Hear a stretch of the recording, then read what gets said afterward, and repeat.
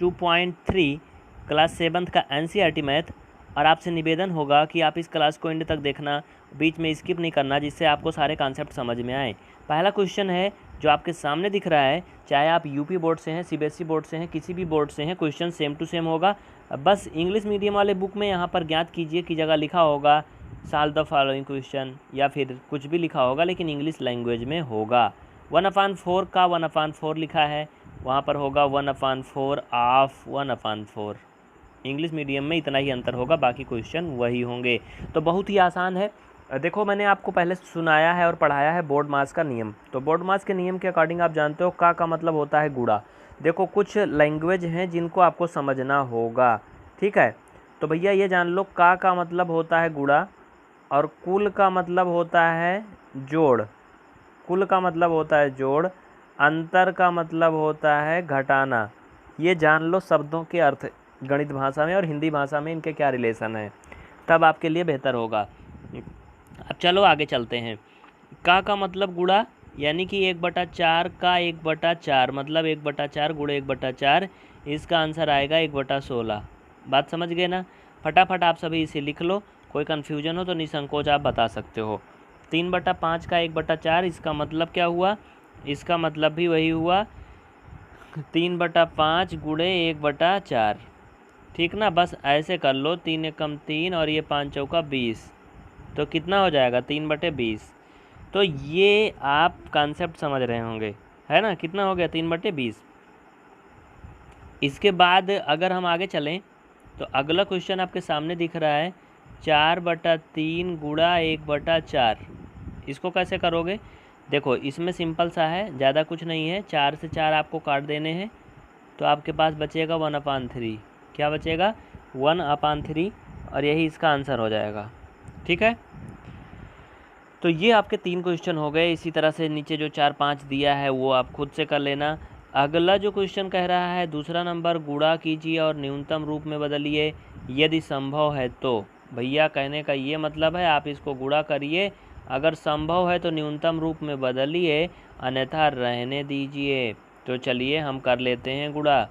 क्या करना है, 2/3 गुणा 2 सही 2/3। इसमें देखो मिश्र संख्याएं भी शामिल हैं, कहने का मतलब मिश्रित भिन्न भी है और प्रॉपर यानी कि इम्प्रॉपर दोनों भिन्न हैं। तो देखो इसका मतलब समझो, पहला क्वेश्चन जो आपके सामने दिख रहा है उसको हम यहाँ लिख रहे हैं 2/3 गुणे, ये देखो 3 दूना 6 दूना 8, ये हो जाएगा 8/3।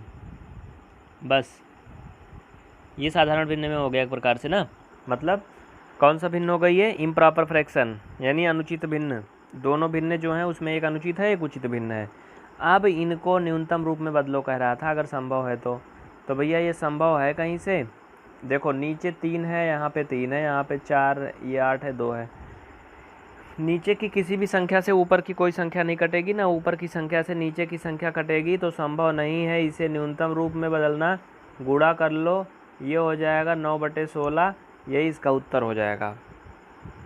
देखो जो कह रहा था कि इनको हल कीजिए और न्यूनतम रूप में परिवर्तित कीजिए यदि संभव है तो संभव का मतलब ये है कि देखो यार, अगर ये कट पिट रहा है तब आप इसे बदल सकते हो। जैसे दूसरे में होगा संभव, कैसे, दूसरे में अगर आप देखो तो लिखा है 2/7 इंटू 7/9, ये लिखा है ना।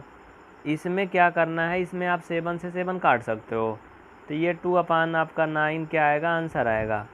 तो ये क्या हो गया, 2/9 आंसर हो गया। ये आपका न्यूनतम रूप भी हो गया और जो कह रहा था वो भी हो गया। इसी तरह से अगर अगला क्वेश्चन देखें तो इसको भी आप कर सकते हो, इसको भी सब कर लेना, इसमें कुछ भी मुश्किल नहीं है। अगर कोई कन्फ्यूजन होती है तो निसंकोच आप कमेंट करना। अगर यूट्यूब पे देख रहे हैं तो अगर आपने क्लास को ज्वाइन किया है तो आप निसंकोच क्वेश्चन लिख करके व्हाट्सएप पे भेजिए, आपको जल्दी से जल्दी इसका सोल्यूशन उपलब्ध कराया जाएगा। अगला तीसरा क्वेश्चन है, निम्नलिखित भिन्नों को गुणा कीजिए। तो भैया ये तो बहुत सिंपल सा है, बच्चों वाला सवाल है ये, आप तो बूढ़े हो गए हो ना। देखो इसको कैसे करोगे, 2/5, पहले तो जो ये लफड़ा वाली भिन्न दिख रही है इसको समझ लो। ये जो 5 इंटू 1/4 है ना, ये मिश्रित भिन्न है, इसे आप बदल लो प्रॉपर तो नहीं बदलेगा, ये इम्प्रॉपर फ्रैक्शन में यानी अनुचित भिन्न में। तो ये हो जाएगा 5 चौका 20 1 21, इसका मतलब है 21/4। कितना है, 21/4। तो चलो हम करते हैं अब 2/5 गुणा ये हो जाएगा 21/4। बस इसी को आपको हल कर लेना है, सॉल्व कर लेना है, न्यूनतम रूप में बदल देना है, इसी आपका आंसर हो गया। चलो 2 एक कम 2, 2 दूना 4। और ये कटेगा कुछ नहीं, कटेगा कहीं नहीं कटेगा। तो ऊपर क्या आया 1/5 ना, कितना आया 1/5 इंटू 21/2। ये 5 है, याद रखना क्या है 5। गुणा करो फटाफट, जल्दी से कर लो तुरंत बिना देर करे हुए। तो 21 का 1 में गुणा हो जाएगा 21, 5 का 2 में हो जाएगा 10, 21/10।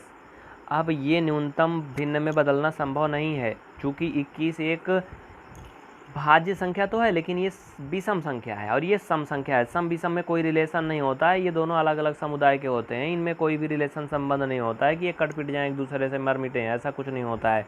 तो ये 21/10 इसका आंसर हो जाएगा। इसके बाद अगर हम बात करें इसमें और भी कोई क्वेश्चन जो ऊपर दिए गए हैं, तो मुश्किल नहीं है, बहुत आसान है, सब सिंपल से हैं।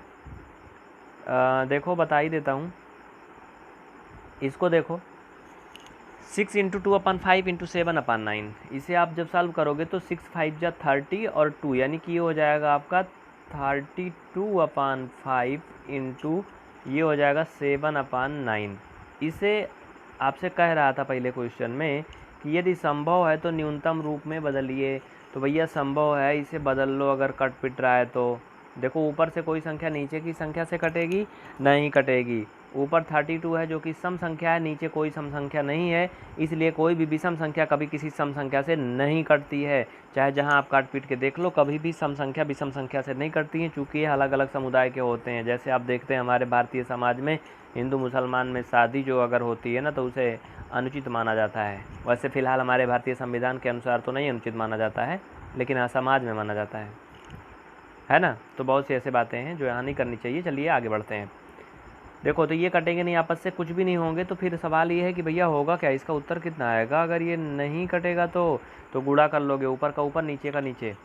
7 का 32 में कर लो, 7 का 32 में करोगे तो 7 दूना 14 का 4 हासिल 1, 7 त्रिक 21 1 22, यानी कि बनेगा 224, नीचे 5 9 45।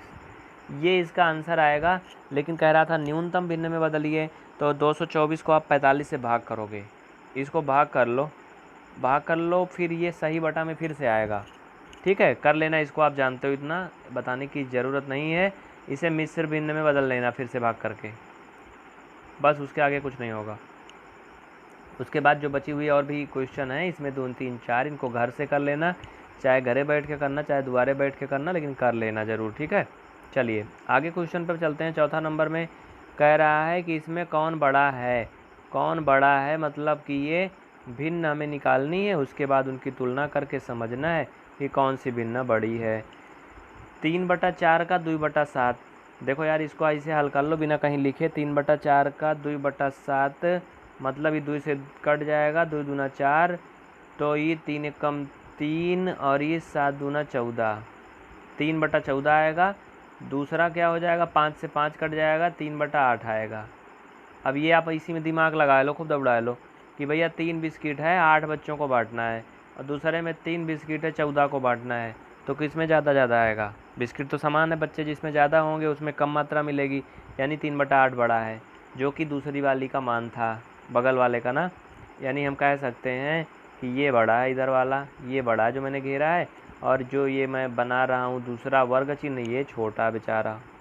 ठीक, तो इसी तरह का आप इसका ये भी कर लेना, जो दूसरा पार्ट है, तीसरा पार्ट है, इसको भी कर लेना और फिर हमें बताना कमेंट करके फटाफट।